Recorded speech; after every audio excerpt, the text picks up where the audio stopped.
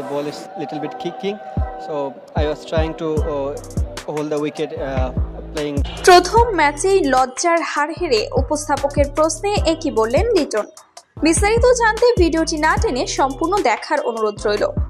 দর্শক, পারলে গেলেতে সিরিজের প্রথম টি-20তে টস হেরেছে বাংলাদেশ। টস জিতে টাইগারদের আগে ব্যাটিং করার আমন্ত্রণ জানান লঙ্কান অধিনায়ক চারিথ আসালাঙ্কা। ব্যাট করতে নেমে শুরুটা দুর্দান্ত করে বাংলাদেশ।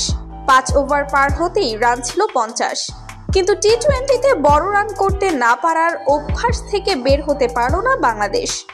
উড়ন্ত সূচনার পরও 5 উইকেটে 154 রানেই থেমে গেছে টাইগারদের ইনিংস।